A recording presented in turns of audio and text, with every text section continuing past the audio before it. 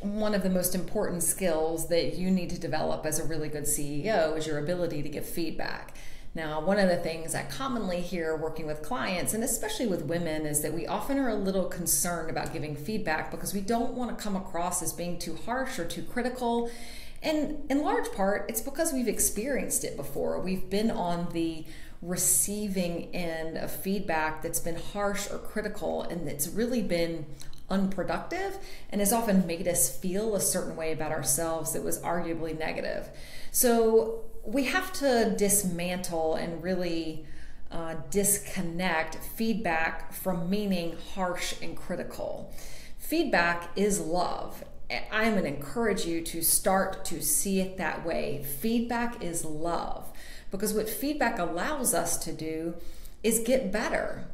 So every employee, with limited exception, wants to be better. Every business owner, if I'm working with another business owner, like as a contractor or they're doing work for me, they want to knock it out of the park. But if I'm not giving them feedback, they're potentially not knocking it out of the park. And we're not communicating about our needs with one another. So I really want you to dismantle, disconnect the two from one another. Feedback does not mean harsh. It does not mean critical. It does not mean criticism. It does not mean anything's wrong with the person or the thing, etc. It does mean, however, that we are trying to create a better product, a better system, a better communication.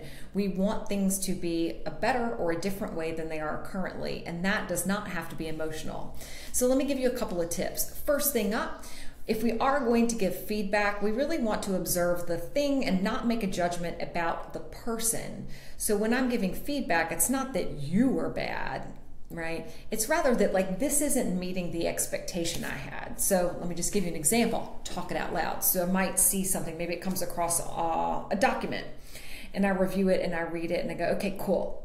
So first, I like to lead with some positive and say, okay, I really like these things. This is laid out really well. I think we've hit it out of the park with these first couple points, but I want to draw your attention to a few things that I want to tweak and see improved. Then I'm going to show them. Here's a few areas where I'd like to change it. Now, to be clear, what I'm looking for is this. I want to bring out more of this type of language. I want this to sound a little less this way. I want this to sound a little more this way. Be specific with the feedback, and then say, okay, cool. If you have any questions about the feedback, let me know. Or if we're sitting person to person, does that make sense? Are you tracking with me? You need any other feedback on that? Cool. Okay. Take a stab at it. Send it back to me. I'll take a look at it. We'll see where we are. And if we need to make further revisions, we'll do it. It's just iterative, right? So feedback, I'm only talking about the thing that we've got to look at. I'm not saying, hey, man, you're a shitty ass writer. This is terrible. No, not that. Okay. Now, let's look at another thing.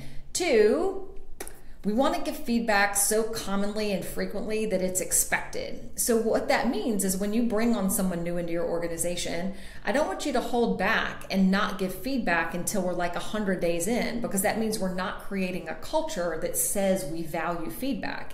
Instead, I want you to give it commonly, regularly, and to the point where it's like a thing. You just do it. Like, hey, this looks great. Can we tweak these couple things here? Hey, these are a couple things I really like, but I'm not loving this. Can we make these types of changes?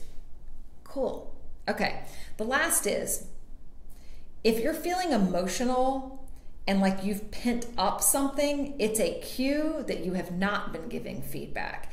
Anytime an emotion kicks into it, it means you hadn't done your job as the CEO.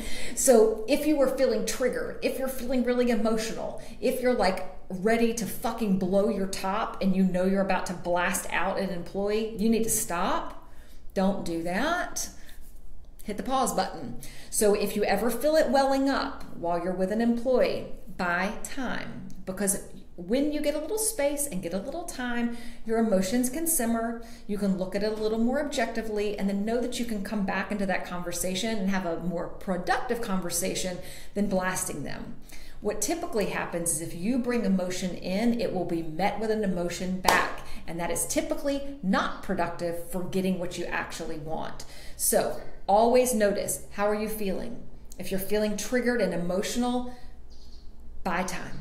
Get a little space, step away, then come back so you can have a really powerful conversation. And again, if you're giving feedback regularly, it's easy. And that's where you can be. I promise you that. Feedback is love, baby. See ya.